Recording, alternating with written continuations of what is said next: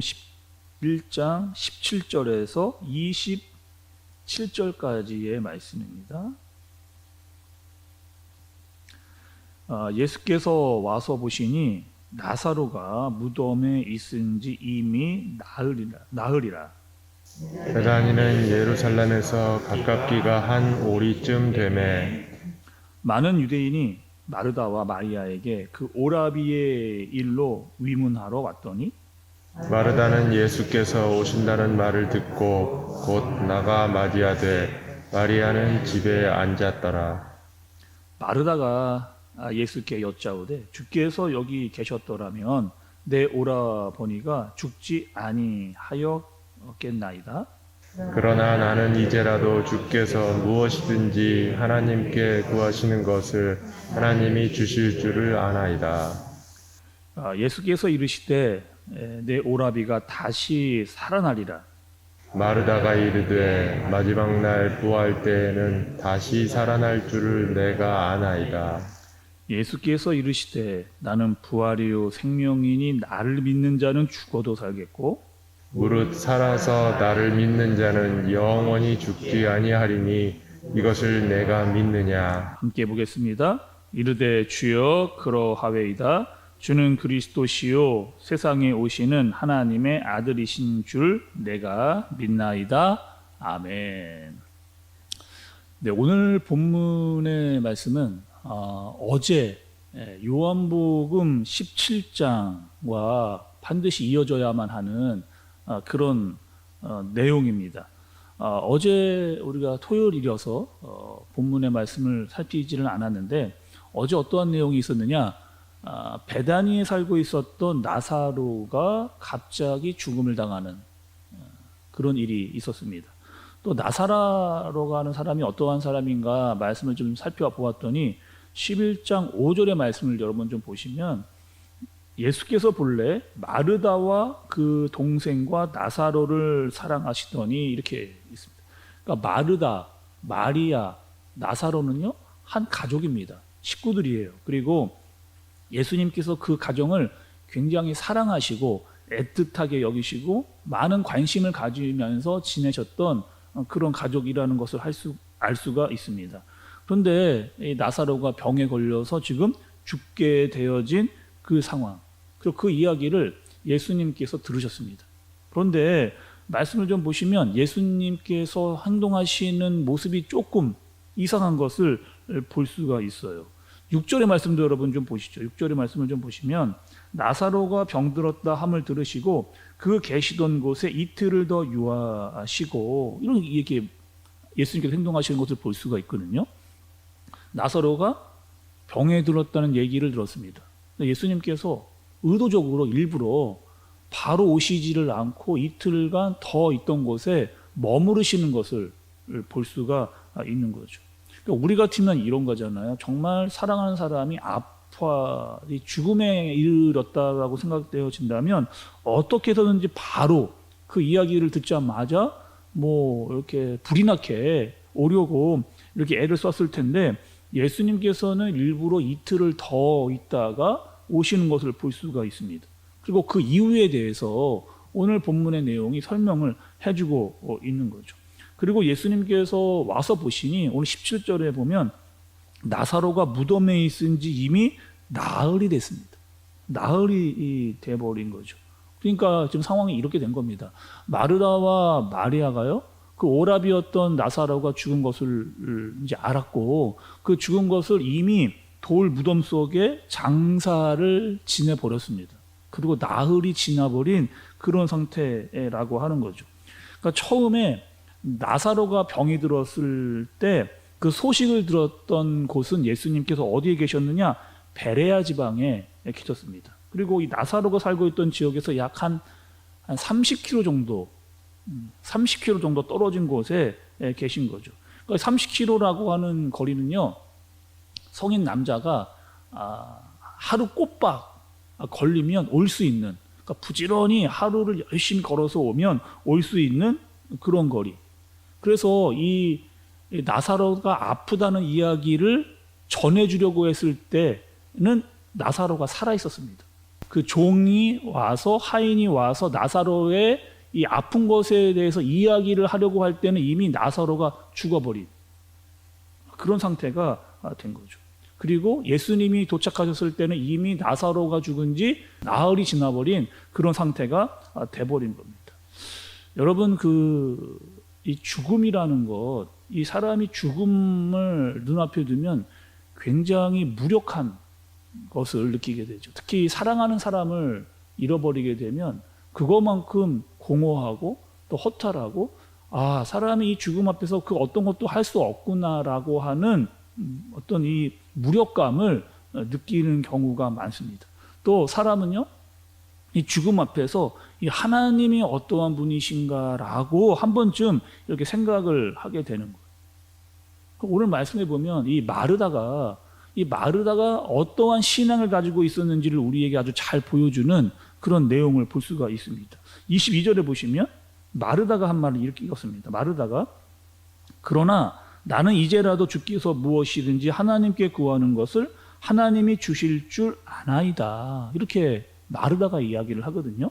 그러니까 이 마르다가 이 이야기를 한 것을 보면 좀 굉장히 신앙적이다라고 볼 수가 있는데 이런 뜻입니다. 이런 뜻이. 예수님, 이미 우리 오라버니는 죽었습니다. 그런데 지금이라도 무엇이라도 할 수 있으시면 해 주시기를 바랍니다. 이렇게 지금 마르다가 예수님께 이야기를 하는 거예요. 그러니까 죽은 나사로를 살려달라는 요구는 아닌 겁니다. 그러니까 당신이 여기에 계셨으면 내 오라버니는 죽지는 않았을 거예요. 왜냐? 당신은 하나님의 특별한 분이기 때문에. 그런데 예수님께서 이곳에 계시지 않았기 때문에 내 오라버니가 죽었습니다. 그러나 나는 당신을 원망하거나 또 당신을 떠나지는 않겠습니다. 라고 지금 이런 뉘앙스를 가지고 이 마르다가 얘기를 하는 거죠. 그러니까 이것도 어찌 보면 신앙을 가지고 있는 사람의 모습일 수는 있습니다.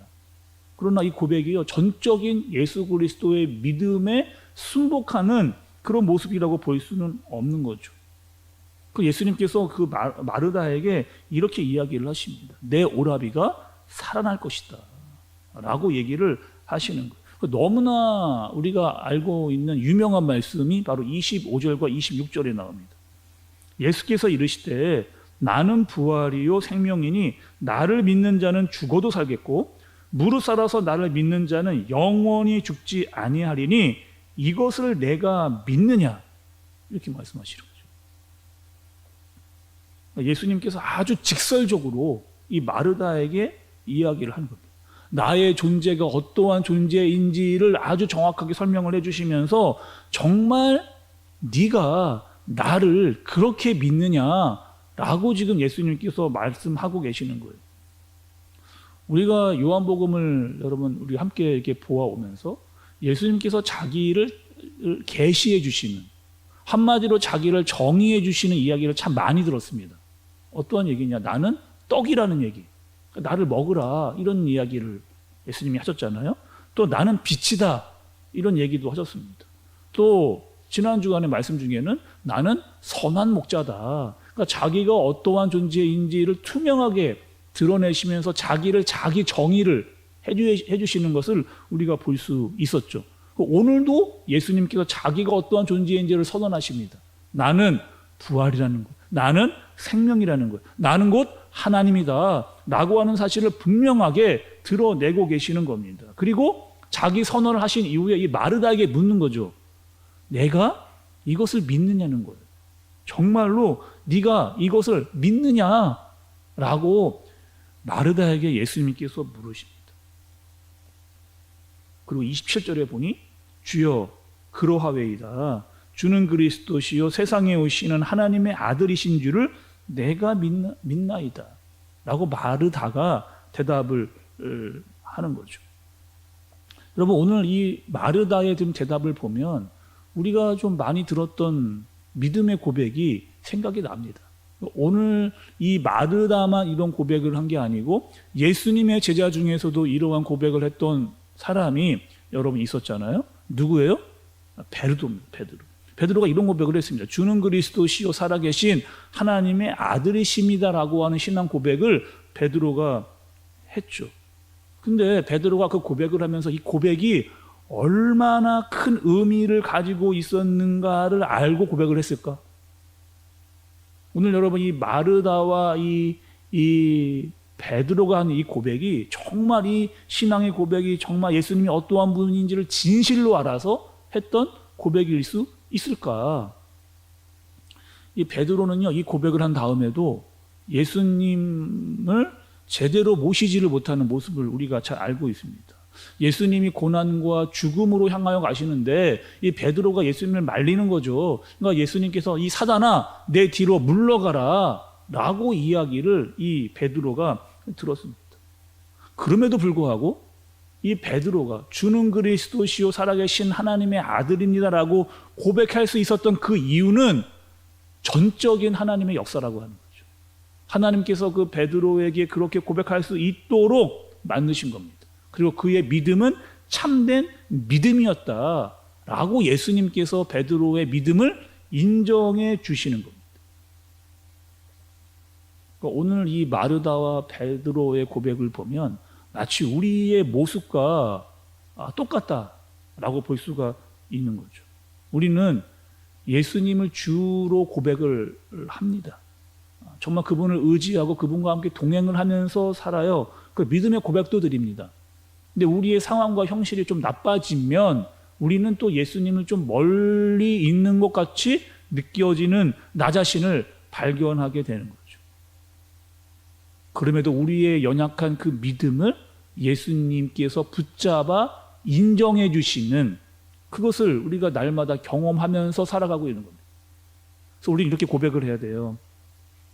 주님 앞에 설 때마다 나는 참 연약한 존재라고 하는 사실을 고백해야 됩니다. 그리고 날마다 주는 그리스도시요 살아계신 하나님의 아들이십니다라고 하는 이 고백을 우리가 진정 어린 믿음을 가지고 그분께 고백을 해야 되는 거죠. 그리고 오늘 말씀을 통해서 예수님이 이렇게 이야기를 하십니다. 나는 부활이라는 것, 나는 생명이다 라고 그렇게 말씀을 하고 계십니다. 이 죽음을 이기시고 나와서 생명을 주시는 예수 그리스도를 우리가 믿음으로 날마다 볼 수 있어야 된다는 거죠. 그리고 여러분 우리는요 죽음이 있다 할지라도 두려움 없이 살 수 있는 이유가 있습니다. 예수님께서 지금 우리와 함께 계시다는 것을 믿고 있기 때문에, 그리고 죽음에서도 주님이 우리를 책임질 거라고 하는 확신을 가지고 있기 때문인 거죠. 그래서 우리의 신앙은요 여러분 어떠한 신앙이냐, 현재를 사는 신앙입니다. 오늘 하루를 믿음으로 사는 그런 신앙입니다. 오늘 하루 주는 그리스도시요 살아계신 하나님의 아들이십니다라는 고백과 믿음이 있는 하루를 사는 신앙입니다.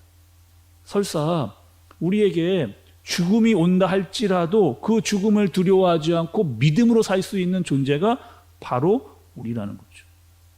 이러한 오늘 이 고백이 주는 그리스도시요 살아계신 하나님의 아들이십니다라고 하는 이 마르다와 베드로의 고백이 우리의 고백이 되어지기를 원합니다. 그리고 예수님께서 나는 부활이다, 나는 생명이다 라고 하셨던 그 말씀을 의지해서 그분을 더욱더 앞으로 나아가는, 그분을 믿고 신뢰하는 마음으로 예배를 드릴 수 있는 저와 여러분들 되어지시기를 예수님의 이름으로 축복합니다. 기도하겠습니다. 하나님 아버지, 오늘도 우리와 함께하여 주시니 감사를 드립니다. 우리의 믿음이 때로는 연약하고 부족할지라도 나의 삶 가운데 역사하시는 주님을 날마다 바라볼 수 있는 그 믿음을 우리에게 허락하여 주옵소서.